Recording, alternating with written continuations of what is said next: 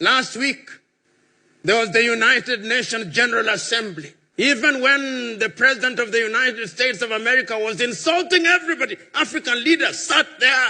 But when their fellow African head of state is talking, they are busy doing other things.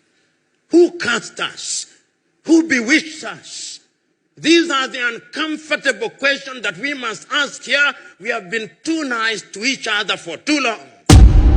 The net effect is that if you go into any African environment and you ask young men and women, do you want to leave Africa? 9 of them want to run away. That is why they are dying in the Mediterranean Sea. That is why they are dying off the coast of Senegal. That is why they are being humiliated at embassies. You go to the embassy of any Western country in any African country and you'll see the humiliation. They ask you, even your great-great-grandmother who died long before you are conceived as an idea. Those are the circumstances in which we find ourselves. On average, many of you who are present here, allow me to be morbid, in the next 40 years you'll be upstairs. The question is, what are you leaving for your children and children's children? These are the uncomfortable questions that we must ask. And these questions must be answered by Nigeria primarily. I've said not once, not twice, but times without number, that the day Nigeria wakes up, that is the day Africa wakes up. And those of you who have had occasion to travel, you go to different parts of the world, you look for the best doctors, Nigerian. Look for the best engineers, Nigerians. Look for some of the best lawyers, Nigerians. The Nigerians are everywhere doing great things across the continent of Africa. And whenever Nigeria has decided to provide leadership, Africa has changed. You ask the Liberians with ECOMOG. When Nigeria stood up, that country was stabilized. When there was mischief in Banjul in the Gambia, and Nigeria stood up, that country was stabilized.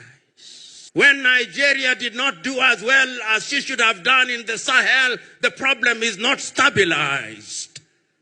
The question is, why is Nigeria a reluctant leader? When Nigerians say, and they debate with South Africa, and sometimes with Egypt, which is the biggest of the economies, I laugh. I laugh because the economies that they are talking about using the unreliable GDP, but we must use it, is that Nigeria is 500 billion USD GDP with a population of over 200 million. Singapore, which is smaller than Lagos, with a population of 6 million, has a GDP of 564 billion. So the debate between Nigeria and Egypt and South Africa is a debate between two dwarfs as to which one is the taller of them. Even if one is taller than the other, they are still dwarfs. The day that I will celebrate Nigeria is the day Nigeria tells me we are 2 trillion economy. And Nigeria can achieve it. And Nigeria must achieve it. What does Nigeria not have? Is the oil that is produced in Nigeria different from the oil that is produced in Saudi Arabia? Is it different than the oil that is produced in Kuwait, that is produced in Bahrain, that is produced in Qatar? Why must Nigeria not be the leader that has pipelines across the continent of Africa? Why can she not do it? She can. But we have allowed ourselves to be paralyzed by analysis and to be paralyzed by lamentation. It is your own kinsman, Chinua Achebe, who said that adversity is a problem of humanity, but we must never allow ourselves to be the victims or the agents of adversity. We must allow ourselves to be the conquerors of adversity. Chinua said, and I remember so very vividly in 1983, when Chinua Achebe wrote the little book, The Trouble with Nigeria, and he simply said that the problem with Nigeria, and he there said the rest of Africa, is simply and squarely one of leadership. And his leadership at all levels. Many times we think that politics is the only site of leadership. No. Leadership is at all levels. Why can't you, if you've run this beautiful club for 82 years and run it well, why can't that be upscaled and replicated in every other sector of Nigeria? Why?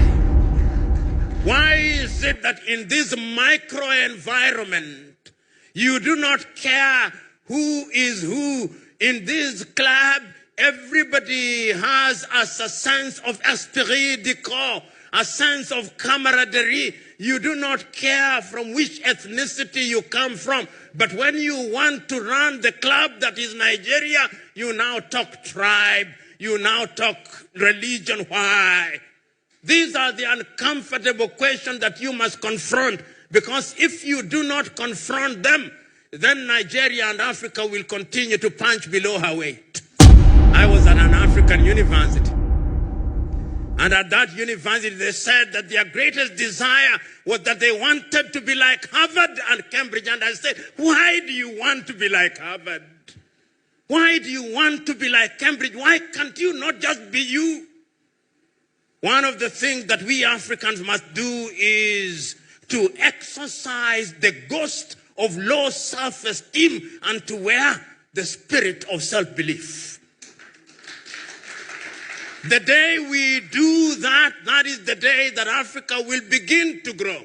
I'm asking you who are shakers and movers, shake those who are in government. Honorable Governor, Deputy Governor, ask yourself, 20 years from today, when you are no longer governor and history is written about you, what will they say? What will they say of your watch? What did you deliver? What did your administration deliver? History is harsh. It passes verdict that is without emotion. I'm asking all of us who are present here to ask those uncomfortable questions. We are talking at a time when we are talking about the Africa Agenda 2063 and Africa Continental Free Trade Area. What are we going to trade in if we are not manufacturing? A friend of mine, former military general, as we were moving, for some reason he said about electricity, that electricity in Nigeria is epileptic. And it is epileptic indeed. Not only in Nigeria, everywhere. There is not a single place that you travel to Africa in today and you are in a hotel room, within 1 hour electricity has gone. Electricity is not rocket science. But for some reason, we are unable to supply stable electricity. Who cast us? Who bewitched us? That we cannot do what must be done. Ladies and gentlemen, I know it ought to be celebration. But how can I speak the language of a wedding at a funeral?